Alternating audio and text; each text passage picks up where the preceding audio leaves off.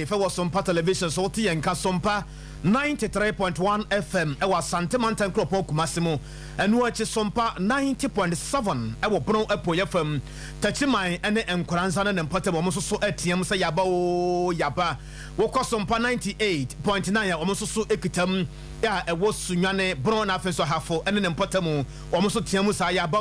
Yaba. And you know you're live over Facebook and YouTube and also so a Juma Nana Quabra Kessenafe. Ajapia apamdada afeyanse ensamno ase na no mementa na NPP amonyokono ekoto aba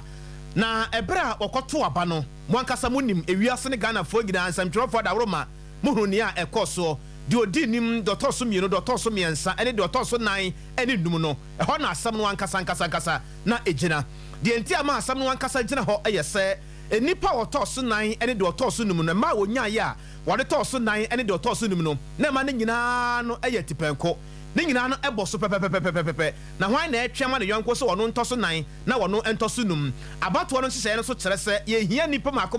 enum na enipa otoso nan ene num nyina abo bracket sa no na hu akohia sɛ ɔse hwɛ ne hwɛ kwampa e betumi afa so a bibibia nso betumi akɔ nanim ye na neck ede nhyɛmude bi atintim so na ebra ansamudie no ekɔso no Ghana mampani na nado dankwa ekufuad na wo ho maame akoso afrima osai opare na ono nso ho chama wontumi asantema ntam dwam kyerɛni ede ma NPP amanyoko ne nsam etu nsamtwafo anim mo or the brother friend emergency council meeting na ne nyina no ko free say na no member there twam party penny for Kotwaba the from super delegate. We have 926 votes, okay, and if one candidate have if one candidate have 629 votes, it's more than enough. Even the one we are calling him second, Kennedy, we are calling him second, he got 132. 132. It's not close to him. And the third one, he got 95. It's not close. Yeah. But because in the name of democracy and our constitution, that is why we are still going for this election. But if it is not in the name of democracy, this one is the done deal. Yeah. You know, because it's you think that about me? No. Even if they allow him to go, you still have to go to the coordinators and then the polling stations to do the acclamation. So no matter whatever, the polling station and the distance will be. We have 926 votes, okay, and if one candidate have if one candidate have 629 votes, it's more than enough. Untumi na okaborofo anwumere sade na ne nyina mu nsuso no majority leader yero ose chairman sabonsu wono so de nsam kakra ma ensamtwofo constitution dey say yes sir here na say suspend constitution no ye ni constitution ni fi wole the constitution na fi wale say ni penum no ba ko na edikan it is a 9 year cannot say you say ba ko edikan ba anti the jaidia na me ka say 9 ko ba kan the moment say ka say mo jai le ba ko pe ka say change am de me pa there's nothing that the party can do. I also say the constitution is you never hear the deal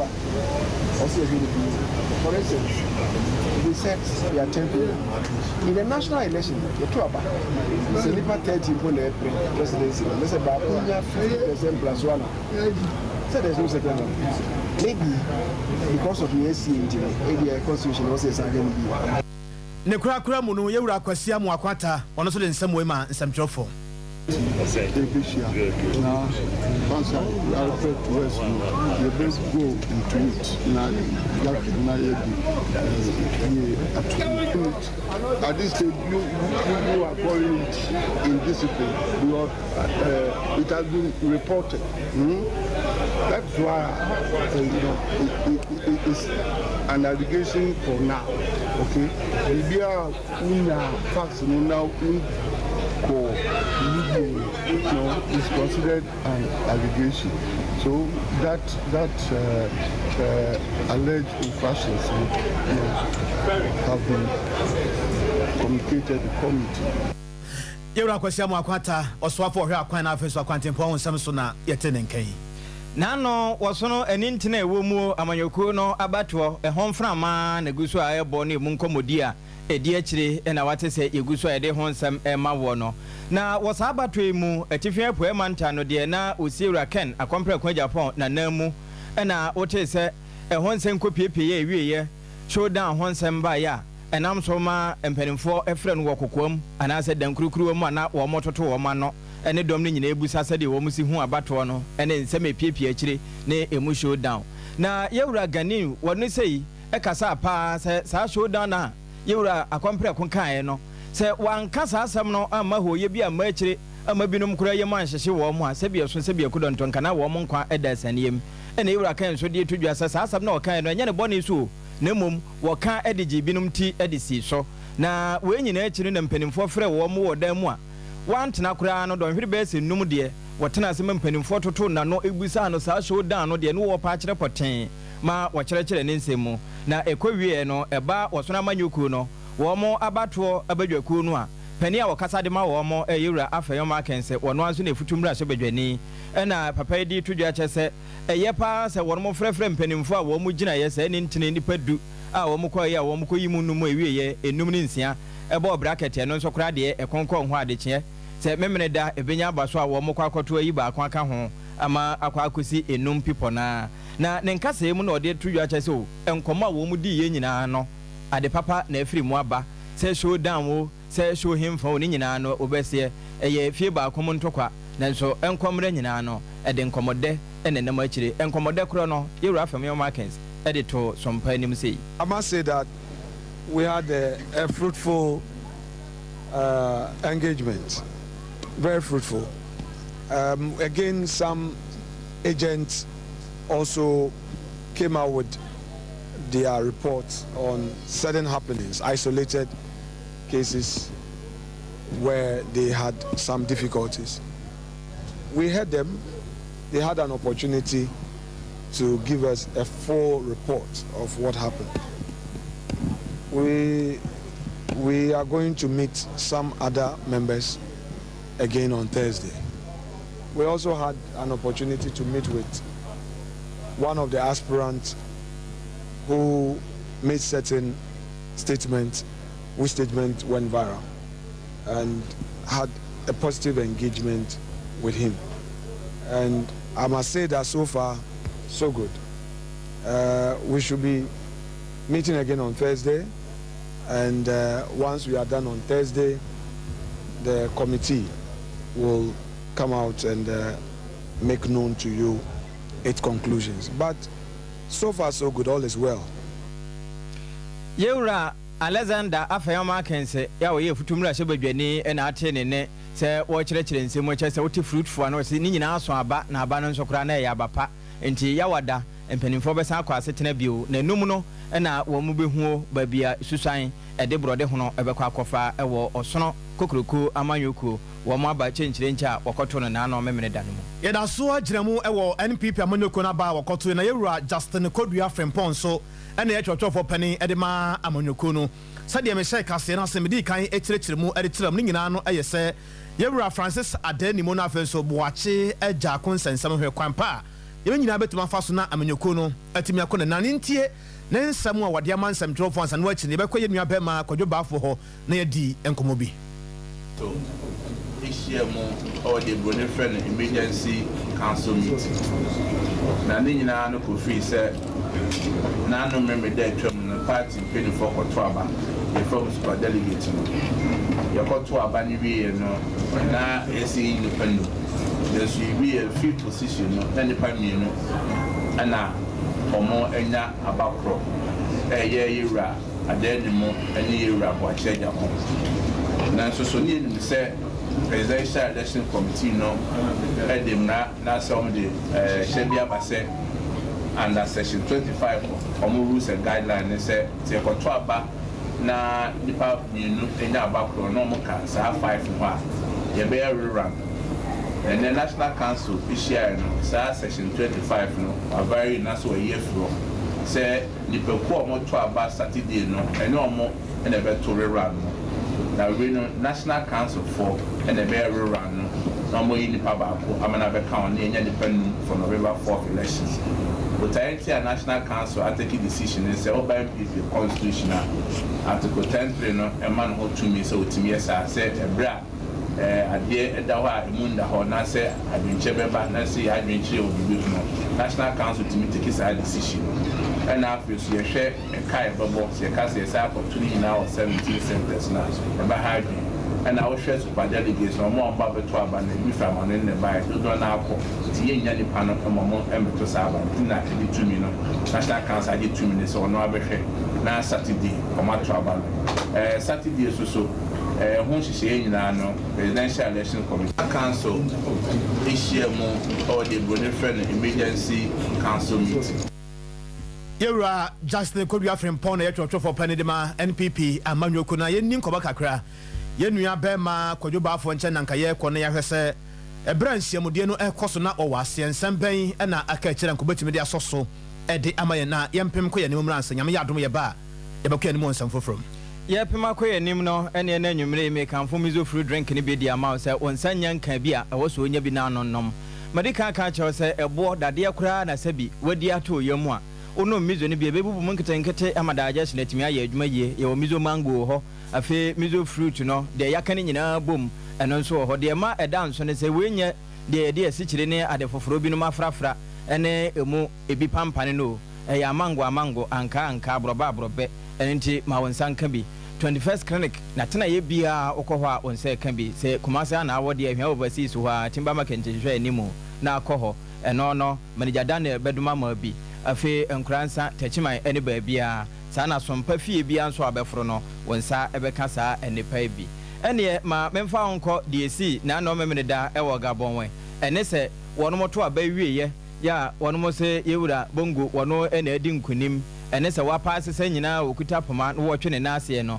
dom kase no abato komisa chese wono ana aba no wo mode ma no se enkunimudifo nanso wonkoda ma de nche se ye de sra do no bi wono mo akwaje akonwa na aboso se nya de a won bepene sanse ba bia mampani wo wono kura no ne nkwada saniem ya de ne se fa nakọ anase ye mana tena se no bi aye bibia wo ho enti wo maje akonwa na aboso na emu ena panin wa bempa e wo bambo ho nsemu ne din ne Dr. Adams Bona odi tudwa se hwe enye ne edi kan kura ni o na nya de betwa to ni sebio e beta asisi pa na ebesi nso a ebire matoye ne afi ebibire mu mfimfini nyina na ebetimi aba tichiru ene ba bia wono maka France brofo enye nwanwa se de echensei ebetimi asisie na enyuma eda ne wura no ne se wone sompansa ntwerofo ene di nkomo a wo kirekire mu sei e de kire yen.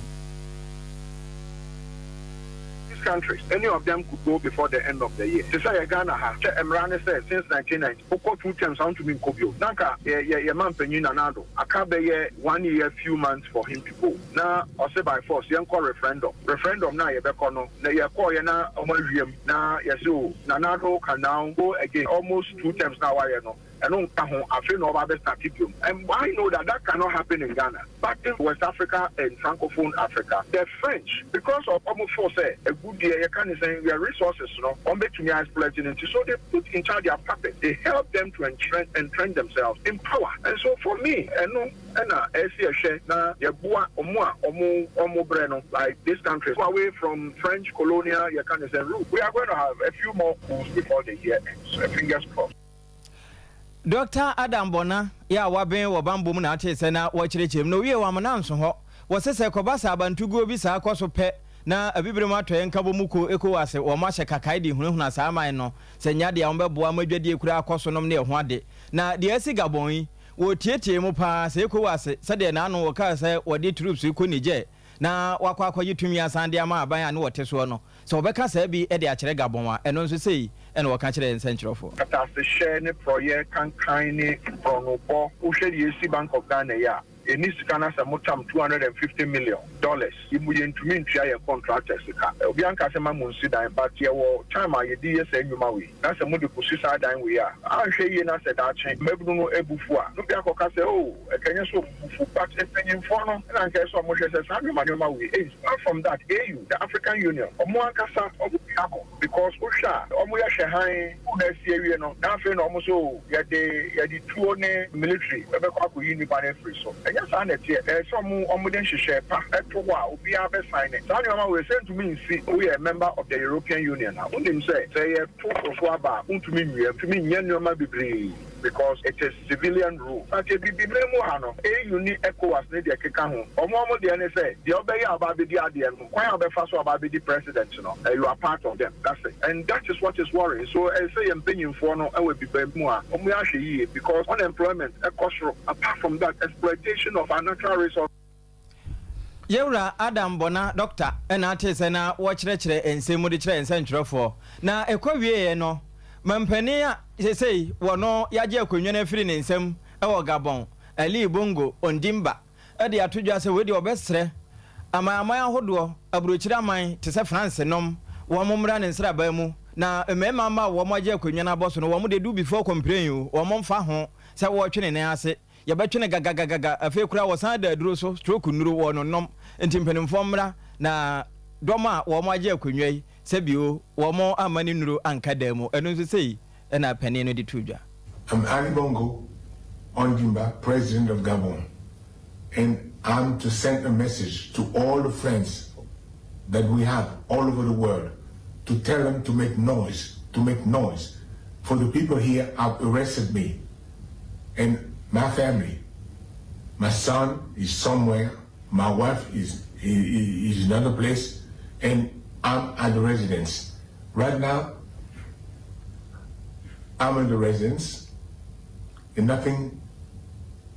is happening. I don't know what's going on. So I'm calling you to make noise,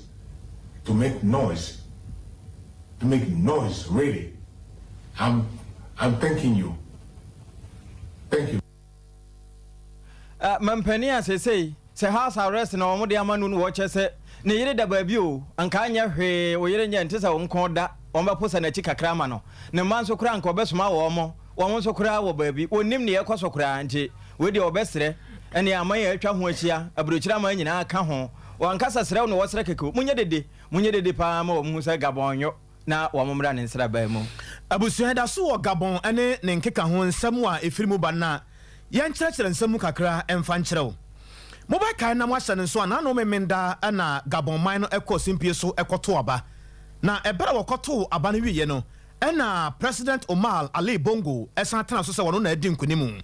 sɛ mo hwɛ Facebook live ani UTV no anase bia TV no so no a mo hunu sɛ de nneɛma esitie pani no sɛ wosi fam a sɛ obetu ne nan kora no ɛdene ɛna sɛ otimi tu ne nan ne baako nso anifa no ɛwo so sɛ ya kyɛ ne nyina ka ho bi na ɔmo kyerɛ sɛ wɔpani no sɛ bia wɔtena akonwa no so na emfie no so na ɛbra so sɛ wɔso wosi fam a na wɔfa kana sichi kwa so na wɔadane constitution no na amakwan ma na sɛ gyina na wɔsɛ wiam na wɔdi nkunim na ɔmo kyerɛ sɛ mfie bɛ sɛ aduonum mmiɛnsa ne yɛkyerɛ nie ana pani wɔtena so afi bia woto aba Ali Bongo, His Excellency Ali Bongo. De bia His Excellency Ali Bongo. Omo kyerɛ sɛ ayɛ yie na omo kyerɛ sɛ wɔn ombɛgye sisia na kunya no de afiri Ali Bongo ensam wɔ no tie nsɛm bi a omo keka asrafoɔ no omo kyerɛ sɛ omo ba ayɛ no omo firi abadwaku asɛkɔba sɛ bia Ghana ha transition team no omo firi sa abadwaku no ɛno yɛ de edi kan ɛna omo wɔ abadwaku bi asɛkɔba sɛ bia BBC na mu wɔdene a yɛto nsa ɛde frɛ omo se ebi nso afiri hɔ asrafoɔ no yɛ maako edu emienu ebia mo nso omo se afiri abadwaku bi me a ɛfa afisam bambɔ sɛ yɛmbɔ ban wɔ man mu yɛnto ban ɛngye ban wɔ man mu na asomdwe ntimi mmra wɔn nso so afiri wɔ man mu na wɔn nsɛm wɔn de ama ɛkyerɛ sɛ adeɛ bi wɔ hɔ nom a ensisi so ɛwɔ man mu ɛno yɛ deɛ di kan nea ɛtɔ so mmienu nso ɛyɛ sɛ ɔman no a wɔn ti mu no wɔntumi nhunu deɛ ɛbɛsie wɔdwene ho baabi a nteaseɛ nyɛ adwuma ɛno nso yɛ deɛ ɛtɔ so mmienu ebia mu nso deɛ ɛtɔ so mmiɛnsa ɛne sɛ wɔn nkwa asɛ dansan mu wɔn dwene nneɛma ho baabi wɔn ntumi nteaseɛ ne sa yɛ nti wɔn kɔtena national television so yɛ kyerɛ sɛ ɔmo kasa TV ɔmo kɔtena so no yɛfrɛ no Gabon 24 na no ɔmo kɔtena so ɔmo de nsɛm pii atu dwa na wodeɛ yɛntie sɛ de na asraafoɔ no ɔmo se ka nsɛm ɛde fa. L'élection générale du 26 août 2023 ainsi que les résultats tronqués sont annulés. Les frontières sont fermées des élections. Nous appelons la population, les communautés des pays frères installés au Gabon, ainsi que les Gabonais de la diaspora, au calme et à la sérénité. Nous réaffirmons notre attachement au respect des engagements du Gabon vis-à-vis de la communauté nationale et internationale. Peuple gabonais, c'est enfin notre essor vers la félicité. Que Dieu et les mânes de nos ancêtres bénissent le Gabon. Honneur et fidélité à la patrie, je vous remercie. Abusia, wey eya asrafo a maje Gabon man aboso, omo French nsɛm ho omo de to yanim ɛno no. Na ene bosumi ni de toso de duasa ne mampani na dada kwa Kufuado ada no wo ho sege meka sei wono mapa enkyena wo mutu wo ho no ho ntema kyese eye japade kase pa wo man no anya ye ni kwanse toto na asekura na mampani wo kasa bre wo gina simpie su no wo kyese owura Daniel Macaulay a friend se Magdan wa bɔ ne ho modern pa ye kan entrepreneur ye wo ni modia wono de sabio wo yere no ho pa se wo no adwuma amagana fo anya biayo enti ukɔ songo ho no a enkyena won mutu wo hoi wadoma boa ama enne adwuma kase pa na apie bi no mu enya biyo na won soro trokora na wobɛka ton no wo manya kora wo mutumi nya be se empema hensia donum de ba na sese wo mani so ade hunu ne se ayere so a ye no 2024 de be so pepemba ton no eni na chide wo man Ghana nsabeka na fe ho ntafre wan so wo man benya bi e de awasa ne srem na mampani wo ne nkase mu no de wo de to ensentwerofo ani mu ni, especially as it borders on one key sector of our economy, the private sector. For us in the new patriotic party, the party from which my government was born, the primacy of the private sector in the development of our national economy is fundamental. It is the very basis of our economic philosophy and has been so for the last 70-odd years. We have never wavered in our belief that given an enabling environment, the ingenuity and sense of enterprise of the Ghanaian will enable us to build a strong, powerful economy which will deliver a good, dignified standard of living to our people. The Electrochem salt mine is one such example of what governmental policy, backed by strong private sector participation, can achieve. Indeed, for some 54 years, successive governments have tried without success to harness the full value of the Songo Lagoon. I'm glad that under the government of Nana Addo Dankwa Akufo-Addo, the Songo Lagoon is being brought into full production for the benefit of the residents of Ada and the citizens of the entire nation. The man who is to receive the plaudits for the brilliance of what we are witnessing today is the courageous, excellent entrepreneur, Mr. Daniel Macaulay, a.k.a. Magdan. This is the first time in recent history that an indigenous Ghanaian businessman owns one of the biggest extractive industries in Ghana, in Africa. He's a shining example of what determination and perseverance can produce. Ado prema no Ghana mampani na Dankwa Akufo-Addo wachima PSC na ate se no kasa e wada segi hobra na wo ka ensemade kyerɛkyerɛ yewura Magdan modern mo a wabɔ enom ne ho no wɔkyɛ sɛ mfie bɛ sɛ dunum nani a aban kɔ aban ba na nka yɛ dae so a wɔn pɛ sɛ wɔn duru ho nanso one district one factory no we ka ho bi na ne nyinaa mu no wɔkyerɛkyerɛ emu nsɛm na wɔde akyerɛ sɛ na pɛn so sɛ bio nkyerɛ nkamfo no ho sɛ ɛdɛ nanso na pɛn so na atimi aba ɛnti ɛnyɛ sɛ wɔnunu no ho ɛna wɔsereɛ abusua yɛkuyɛ ne mu wɔ nsɛm foforɔ mu na yɛda so gyina mu ɛwɔ Gabon nsɛm no yɛwura Richard Kumado wɔyɛ obi a wabɛn ɛwɔ bambɔ ne emu nsɛm no ano ɛnɛ ɛbra so mpa nsɛm twerɛfo yɛbusa no sɛ sɛn ne wɔn sususuɛ ne n'adwen esikyerɛ ne fa de ɛkɔ so wɔ Gabon no nsɛm a wɔde ma nsɛm twerɛfo ni the American said the antidote to coup d'etat good governance. Good governance devoid of corruption and bribery. And see, share countries now cool this year. To me, bad governance is one of the things they do. Number two, the negative influence of France. And so back many years ago, Kwame Nkrumah and Co were fighting for the English-speaking countries to liberate from their colonial masters. That's Francophone countries, no Africa, no matter. And they say they have waken up to their responsibilities. And to me, those are the two factors leading the coup d'etat in most of the Francophone countries. No, they are bad governance. That is one. Then number two, negative influence of France here, another major reason. And to share most of the coup d'etat countries now, bad governance is one of the leading factors. Second one is the influence of France. And it is there for everybody to judge for themselves. The best coup d'etat, any military for one coup d'etat. Can you see what coup d'Ivoire? Say a coup d'etat. So it's a constitution, Anna. Say a coup d'etat, Anna. I don't know the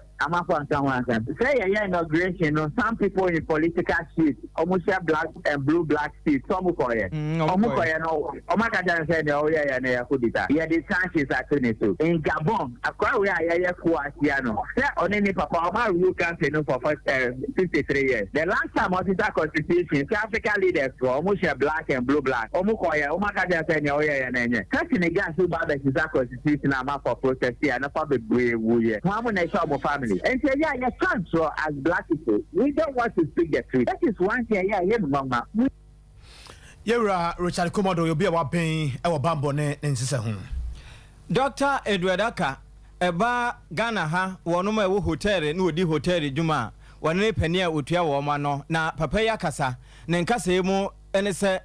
Public Utility Regulatory Commission sabio wonomo tenase a wo mu nim nipa botomu de so mutimi bubu akonta ehunu ne nipa betimi atua efa nsu ne nkane ho na ne nyina nkanfu ano nso enya ba ya natemamufo ko mu eneguo na eno ena wakasa amansa ntwerofo nso afa bi akyese sabi entumu no eba ye no efiri ba kompe wo hwe ogefo bosomi mu ne eba ya won mutum mu anche afekoro na mu entumu foforo asan aba ena woka na wode akyese mampani bra wo befa Ghana abanwa de woka ne sa timamufo nyina ma won mo nya behwe adefo na mo wonya timamufo papa wo beboa ama wo man atimi akonanim na sabio se yehuani so na wankasa wani beba ho so no na yede wadu babia eni ho ne se ho nti wankasa ti ho yeyi wayibone no na wo mo kasa ede akyese ene adwuma no entese kane no ya na wo no beba beda no kura oba short time untime ma meda nche esansa nema boa yeden ensuo ne nkane ya so no wo mo didi dwuma entese de bo na sie hureduru no empanimfo anhwe ne mienu ne meyansa ne wo mo jaja mu saade a ene ne ye adwuma no na wo mo gu no. Very happy with this disheartening letter from the PRC. The association petitioned the Ghana Tourism Authority with copies to the sector minister and the Parliamentary Select Committee on Trade, Industry and Tourism to intervene in the matter. The GTA requested a meeting with the PRC mid of July 2023, but that meeting is yet to take place. We are obviously unhappy and expect the PRC to act on its directive to the Ghana Water Company for the months of February, March, April, and May 2023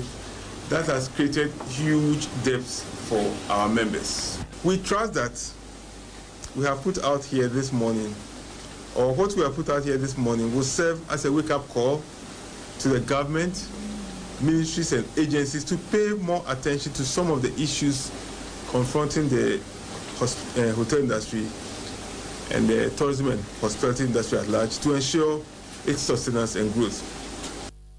Dr. Edward Nyameke, hotel for Nkabomuko ye woma yimu, wanene penia, ujina woma nemu, and artists and wade, woman samutuja, say meeting and penny focus, one befre, and one way to Kania in Subu Mukra Casano, say a fene bebasodia, ene na enye nuru ho na so bra wo mo hye no kura atwam enti wo mo ka we de onim society bia mpanimfo besore na fe wo mo tie wo mo nso nsem anwumere no nsia brem ka se Sompa TV so ne wo san hwegyen bi e wo Facebook live ne YouTube no wote yanka Sompa 93.1 FM wasante mantan kropon kumasme no wache Sompa 90.7 e wo bono apo FM kuransa ne mpotam Sompa 98.9 ene so wa hafo na fe so bono ene mpotam ye konsam foforo ye ko ahafo ene mpotam asante mawura betwa hene wono na ye ahafo mantam goso ne kropon no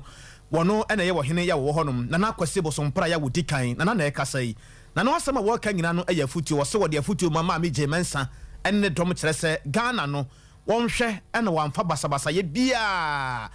masade wo si keka kansam ne sade wo si prepare ball no esiko no se ya ntoma me no talk wa ball no ba bi obobɔ de afa no hwe park ne kura no ye hwe park ne ba bi da kura ye hu na ball no na ye hwe a ye be hu ye ade se be ha dwen ye pa ebro ne samtrofo di nkomo no papa na se wo de ma ye ni so your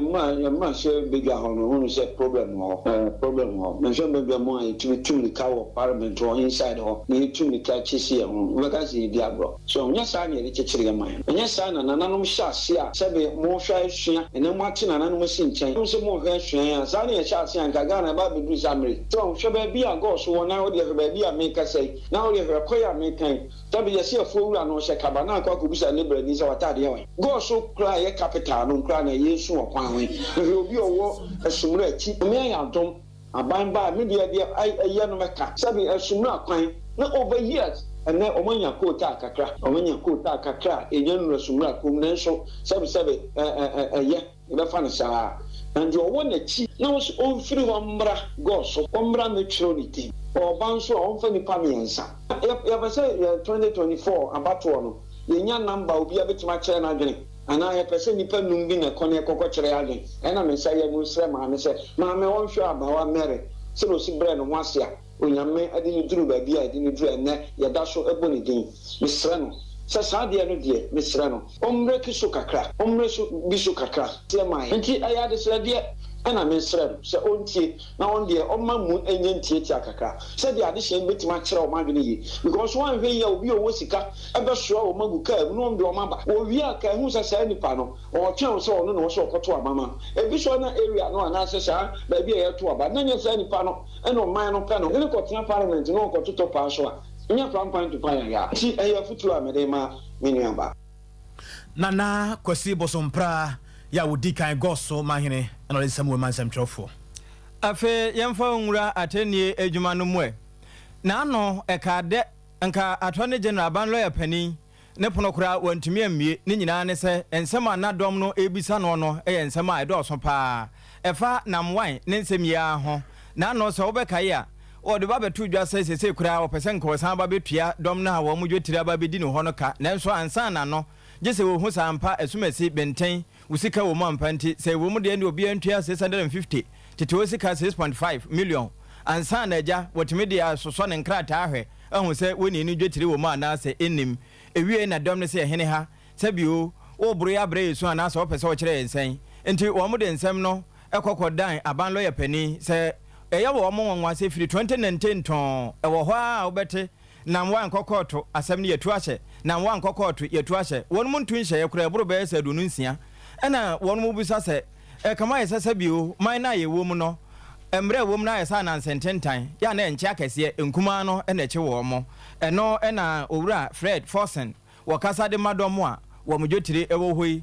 ka se won ma tworo krata se bio aban lawyer pani ena emfi wo mo a enkrata wo mu de koye ni nyina wie se noli prosecuted ni chese nsema wo mu de ko na emu ye hapo sa nanta wo mu so menso nanso sesi ya meka sei case no ba ko emu edudie wo mo ede so na mwa nkon ena owura Forsen kire se we de adawroma men good customers no wo kasa ede ma wo mu se docket no ena ayira ana se ensem no ena susu a ene aban lawyer pani bebrebe no wontunwe na ba ko we de wonkitam pa denden se wafanya nsakwan ena abu wo maji won sika renege on its responsibility for 2 weeks. We haven't heard from SEC, we haven't heard from Bank of Ghana. The gentleman is extorting money from the public. No statement. So even yesterday, these are the content of my work, of my post, that they will sit down for this gentleman to continue to extort money from us. Then later on, they will issue series of presses. Then finally, they come and say, we want them. Meanwhile, you are supposed to take action. We welcome this news and action, and we want them to fast track it. So that because it's like we have wasted 3 years. Half a loaf is better than none. At least something, the AG has gone further. So I haven't seen the details or the particulars of the charges. I'm just taking this from you. But at least that's giving some indications, all right, that those charges that we were being thrown about now is being crystallized. On the 19th of September, we shall be in the courts and witness how the whole thing will start. And so I think it's a good start, and we want to commend the AG. The confidence or the trust of the people. So even tell me that you owe me, give you 650 Ghana for you to find out whether you are indebted to me. It's an insult. Two, you the very person go there to create a payboy company, and I am supposed to look for a debt collecting company. Then you, the one who is indebted to me, now look for a debt collecting company, and they tell me that go to the debt collecting company, and when you pay money to the debt collecting company, maybe some way, somehow, you break me to start paying you. I mean, this is crazy. Country, we are sitting down watching this gentleman. Please, Branham one. I'm told that 14th September, you have set it as a deadline that those who are not able to verify, they forfeit their right to be customers. Make the deadline today, because we aren't coming. And let's see if you are a man. Ora Fred Fossen, ya okasama de wonuma, womujetri, e wo men's good, and I say, wo partner wancho, to say Kuranoa, Sebio Cromfo, Quia or more, we and Suku Atario Casabra from Pacho Chanamico School, and Tifamatadi and Sense and when was a branam wine. Yadaoromo, yes, Rewada, Yesikano, Fabra, and they say, one much recrat and tend the Akoma Yuku, so no, any bit me aqua danka, no, I do Msikama or no. Area say a buy a bedroom pempe so betressa and Oba ti me hwe no yonko ba ni mo se me pew wo ya me fe na ne gye wo ho ma ye ntwempana ampani ampa woni ne betwempana sesia te se me ma ne ye bre pa wo pe oba wo be bre ansa na wanya bi be ma so ti me hwe no yonko ba ma nim wo se ho ya me fe me pew twema me twema wo style bia anti ma ye ntwempana ampani ampa na wono so so atwema na omo twempana kose ya anti ne sabi oba empe be ma na be ma so empe oba pe no yonko ba na be ma so pe no yonko ba na yede nam wiase ha ye ba yese ya na adesia ye wo pristia ahwu ade bi a kyerso mo ho adwiri wo mo ye papa ni nyina ene se wawura bi a yesusu se wo ye kirekireni na amanfo hunu se wone ne yonko bema eye nsam wa meka ye bio na sabi o fan tackle from behind obu akire gum oho de me kire obu akire na gum se ya entamanfo tentetiamu no wu ha no na was na wa hu ha we de eye nipa enye wokara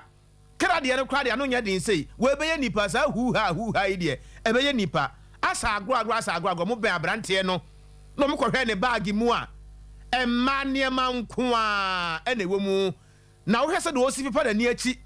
na wogya na no hu nwi na moja pram na pampam no a Yesu Kristo kra e bo na senuam kra mfa ne ho ni moja pram no papa ebia koni widie mu yie na no na manfo tese na nti wiase na ye ba ye no pa se ma nam ho kama ye fi hakura ma bebre wa ha mo nware benis no ne ma me ya grace na no ya kwa no we Christian service o mo nware enti mo ntom fa hakura nam yeso kwabere ya ba ye MC kura giska akra ene be ma fa no yonko be ma na wode ne sene o ba tam no yonko ba na wode ne sene na akoye nsem bebre pa ade se wo prisare kire se e bro de o ma bono papa na ya de sa wo bono kura na nka na ni kura bono de kura de a enka ya wo bono kura fe na wo pia ni ka kosoro wo bono kura na fe na wo pia ni ka kosoro wo bono kura na moja e pram no no na wasa de ne bag na sen na mo hwe Facebook live no a we no ma me yam jeans ni bi na he no jeans no a akwanya akwa bro no ma mo se de bi na he no we de papa nsusuye bia na ntamu na ono na ogira ho no na o ma bono na sunsu na taade mu sa no omo kire se wo kirekire ni na omo atenu se bo ya sa ade no wo mpotam honum enti se bia wo ye be ma kwara se bia wo frew se bia wo ye hoho kwena wonim no wo frew a no mo se ne wo so ka ho na manfo de omani ene omo nsa teretere wo so ya de sa akoso wo mpotam ho ye pa na ye person ka ye din komo kakra bia nwumere yi na ye ne ye wura Francis Xavier Kojo Soso wo ye obi a se ye hwese obi ntete obi fa hodie so ne ade no wono so ye obi a o kasafa sa asem no ho yie pa na nka yetimi adi nkomo kakra se de abrante no moja isi pram no na wiagede sa no sai na yebesi aka no na ye de afanti yegu so ye pem na yakoye dim no nyame ya atomo a na se nya no a yebedi nkomo e de afa sa asem no ene yegu so a ye hwese yensa beka ye wrososu no tire heba center for ene de tire ko capsules abadwa so se bia ye yemtimaduro eno akure ye sisi ade aduro enti usisi ye oya koko no afifiri widie nani ewo moja no mu a na wapebia no nom de ma saa koko aduru we eda nso kra ne se utimi nom edi tukwa ma yeye de kwa adwabo ase de diasa ya enkan wo ene ntisha no nso na wura ba bi etonro na agya wonso gye wode wura ba bi etonro na bisa 3 co capsules na watoto nani na ebi ni ho a fa homa we ma no sanse de woto no wo ho no mframa nko aduru nim 0546 107 107 0546 107 107 Kolinak ho Mr. Heba Dani Heba anasa pidanke ho okwa onsa kabi eno achi no ma remfi se wiase na ye kurakuma ewo nipa nsam na eno sa no na eba wono ma ehwe na wohwese de isidi enjuma kasafidie ni kasafoni ahodo so ye fra omo National Communication Authority wono mo hwehwemu no ewo Ghana ha nyina kasafidie ni kasafoni ya okeka bomu ebura hanu ni akire no wono mo hwemu ahunu se emu mako edu nwotwe na ebo adwuma pa ya wode toto DSTV ho eyeye wode toto abrofo no de ho a eyeye eno Sompa ka ho bi na wo mo de radio ayesa tete akasa no no bia ba utimi wan na sa torch nyina wo mba bia wo kane ani ho kura utimi de dijuma ka mu utimi de bom na fe ba bia na bia emfa ho sa fidie no emme ho na utie enenti bomodin se wonsa beka bie na ja wonso odi adi udwuma wo mo ka yen ho na nwumerebre ye de ensempa no esomwo na entam ma memfa onko mankraso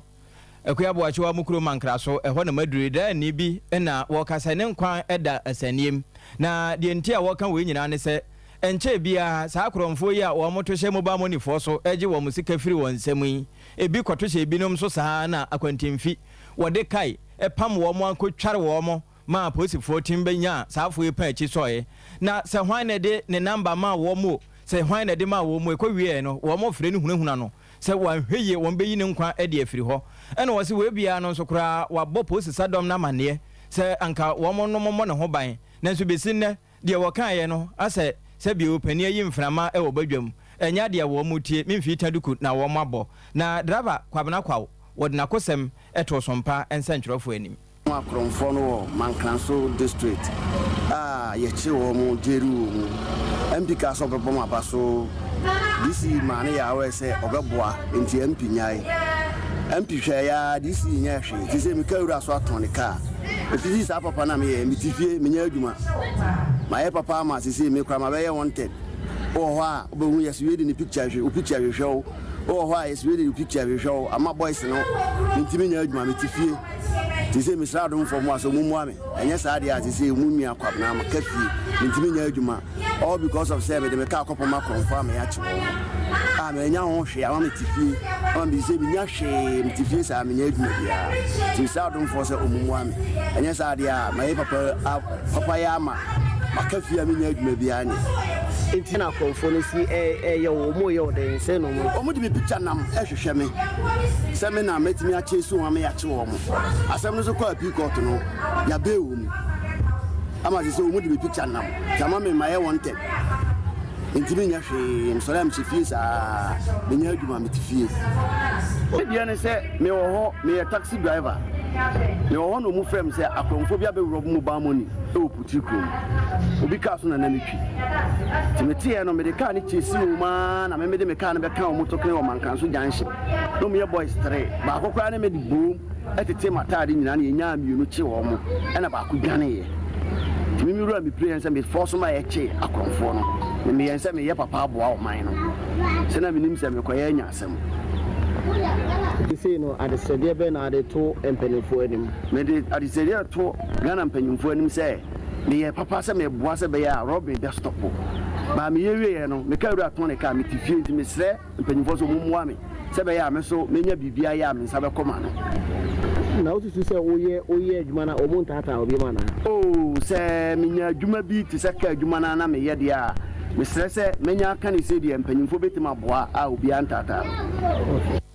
driver kwabena kwa no wode ne ka kochesi akromfo a wo makowia mobile money fo edwane potiri krum na we ahafa no saato ho na saasemi si ya wo kire se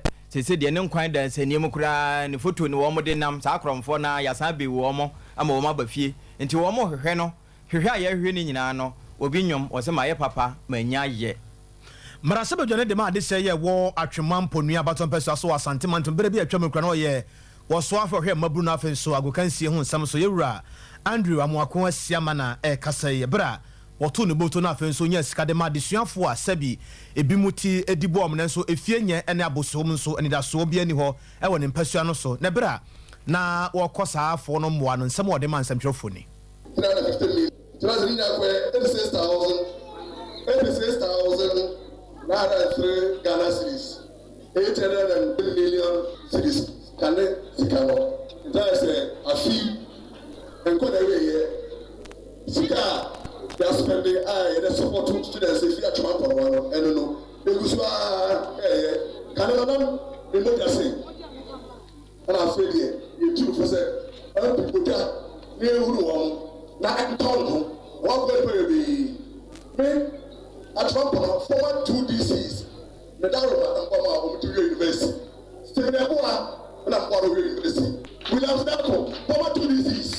Stay there, boy. And I'm sure University. William Dako, and I'm sure University. Because I was against what I said. If you want others, institutes there, be nurses, teachers, and also, then there's a baby. They put us watch one. Abusia we ebre bi atwam na wonna ye maburu na afen so no agokansie so esoafo yewura amoako ona Isaac asiama na yete ne nkan na woto aso no ebre a wokeka nsam kakra bi ye no na DC so de ma de sey wo atwema mponua mansin mu ona bo Isaac Kofi Mafo wono so de nsam kakra esoso o ma bia fopem ene mo mesua se wo masua to popunu mu o man mu a na sinto ye den abo man nim e wo masua so ye titiye na do danko akufuado na daroma pempenso anka wotri o twa de bi asa ko classroom ya ko e be dina ha o ye ye fra mi ni abe se tabi no kana de se e jiri ma banya chefa e wo titie fa wo masua e bi atwa mo na ke ko da obi na ke ye ba akọ secondary school ena na do danko akufuado daroma wo ye nhihye pa ama me no mi no anke teta homa ene ete wazembe ene ete kwa pinokuyo nanka koko krachi hona yakwa kwa bosia ye ba eden akosuku mama me bwana ene krachi hona no watwa na do da kwa kufu ado na daroma okaya ode ba ye no education na ode ba ye no enchiri mayi edie enchiri madase adefa fadi ankora ebatena na trese wodu wani kyerem ewo atwema mponia hode a ene Isaac nko a obia di ya Isaac Honorable Isaac Asiama one di kan kasa yi DC nso de Honorable Isaac Mafo na wone a wonya asa emfaso ewo Honorable hu bi nso ene samtwofo cha asam kakra na MP ewo ani shedi hu pa de madwuma mponia fo enye na ne first time me am gina hey me na me wotek oye bi ma me sa ma mi wie 2020 ama mi nua odi ma chin so sa e bi ama ti e bo adwene in fact papa ne adwen kro beta se me na masipanya me nshira no enye MPs na ne betimi ayese although me call me among them how that's way so aboy be pray ska da me se me fa ko medication so me nia so bi kasi da me nshira pra be say school fees nya na ayense bebre yo no am sika me go tenya dos fees munim say tertiary dey just come bebre to adom ya me se pa ko so kotia me ka se me na se panya me shira no ne me na so part de na se abo me pa de na se abo me beji me biesi de na se bebre mu wia nyansa ne adwene amakogye no momfa no so me bia adwuma mo so mfa no emeye adwuma na manfo so mo so mo amanfo bi nyese bia mbe wie de moto asabia betim fa akwa da ye ahwe nyame aha sika no nye sika keto asa be wie agire se wantima anya adwuma mpotem fo mo ambasa abonachi nti wabo amode a mosua de wie nyansa ne adwene amokogye ye no mu wie amfa mo bia adwuma na musumutimi hwe obebi anwumere no nsia bere me kase no nie ya de madwen kyane mu nsusu a mode afa kase no bi na eva na anwumaku a afa ho kani Eno 21st clinic wase men kancho se wo mo de nimde a wokofa no wo ma mfa nhyɛ dem mu na mom wo mo de baabonte ma manse nyina nya bi yade bi na ehunta yempa wiase nyina brofo kura wo mfidi akese wono manhunu na nso Dr. Blessed Foster ne dom ene hu se efiri usisi echi hwa babesi unenti ewo ho twetwen edu ba bi ese mozupu no ye frɛ ne sciatica no wo mo nkwa na wa no aduro afi ebi te sɛ nwodwe stroke de ebi ache ali bongoi wo mo wa no aduro papa tatahwe ye etu ase ene ntia na de ho akwa kyerɛ won wo mfidi ade hwe firi tirinwi ebesi wo mawere so yade bi ehunta no wo mo aduro de be ma wo ebia na ene mu yade a 21st clinic ene wa no aduro make say massage papa bi de wontini nyina abobo apa yetimi massage wo yemfa fidie nwo ema ensan entotomu ye moje ni afurusane no 21st ene eyo wonu ma wo kumase eya santemantam mu ha ene eye kumase ehwe overseas ho a eho na wonsa ebeka yen afa radio nchen ho timber market nhwe ni mu enu achi oboase ye wo cancel quarters ho ye code junction wonsa beka enkran do me market ho na benya yen ye wo sunwane enkransa victory bank no ne nhwe ni mu pe Dr. Amos wo ho wo beboa afi tachiman bono Easter hinkro sunyankwan so hwa na benya yen ewo GM Bank dandadanum 0540311311 0540311311 ya fre 21st clinic na ja wonommo ebia na anom ne no wanonnom bi ewo hwa na abo ehyehyew ebidie kura no ewia na atwa yemukuro eno no wo mo de asikyire ene niema binum na afrafra na sebio wo mo atwetwe se apre ni flavor ni de afra eni nsuo eno no nso emo nipadua no ne momizo free drinker Curtis Marketing Company akwakofa aba no uhumizo mango eno tia mango pampane duba bi kura ne sesere no unya bi wom enti apebi no nom na emo apa wo foso birthday eno a na wodidi ye enti ye yase ayefrase adwaba obi ase ya no wapebi afi ohunama gene no ne ebeboa 5G energy drink eno jensen wom guarana won grapefruits wom na afi grapes na nkasa nso ebi womo eye ntini mu adwuma na eye nkasa eno nso ho adwuma ohunama gene no wano nombi 0246 270 221 0246 270 221 ya na wapusu sa ahoma no uro 21st akachi bia wonsa beka ne pa bi sa na Sompa fie bia nso ebi wo ho wono ma so nso ni anom ne ahodo fa awia so mompe bi ma adasa na wo munya ahodem foforo wo modawroma ye de ensem a wonso tu bi ma ne ye no eto also maame ya yenkɔ pono kasiɛ so na yemfa adwenkyɛ no bi emra na ye hyase afele so pon ede na ye de hyase woso ma ye nyina yadwo yewura fele so pon na kase woso ko chiachia ye nyina ye da ase na Rich Solo enso na chiachia ye woso ma ye nyina yadwo enadwum no hwe yen ewo enche yenkoso a na yemmo adwuma Rich Solo na ka ne seyi ye kwayanim ewo ofoforo de mu fele so pon na wasa de be wosi bampa na ase ho na wo hwe yen na ejadam anwumere yenkoso na yemmo adwuma ono na ka no seyi hwan de na ede to aso yima keka ho keka ho yima oh unya ma me ya ma na nya adwuma yi same boache de na wose asama kese ma ye nyina yadwo na ona bu keke boso mpem wono na atem suaduro nyame ya atom November 4 MPP amanyoko no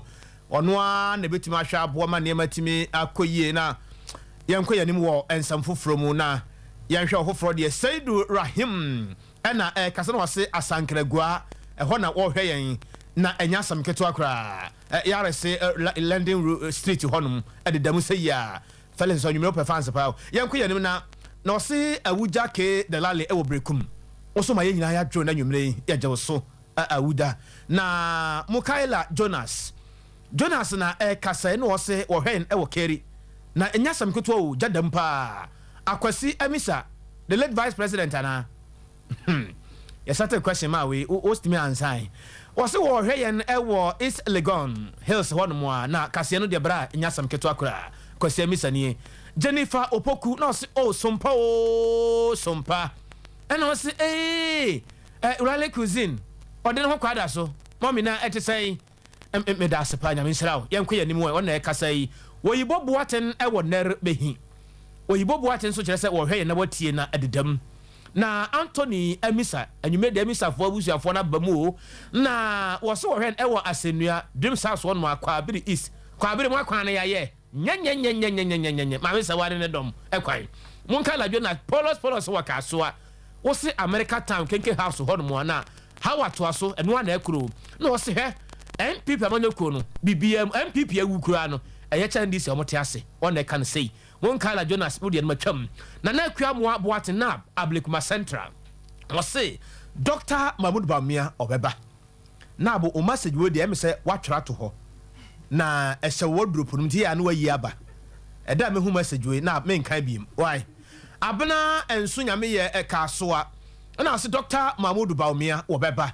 and I was say the see a first run there still and second run no Dr. Mahmoud Bawumia all the way and you may know Mavis how Kumsin woman adjoson kokra and so nyame ye abena na kan say ye na ya oboachi ya dom opoku agyeman wa hye NYBYOA bra aden na ya aden wo so ma ye nyina ya adwo na nwumre yi na adwuma no de mo ye o ya me nsira mo papa na o se akoto de ono ana ebekoro afiri yakoto ono ana ekoro be break 8 no simple kora ono a inshallah ono ana ebekoro wona na e kan sei evangelist akwada nyame the preacher na o se nkokọ ejadam anwumre yi nyasam keto akora me hwɛ mo den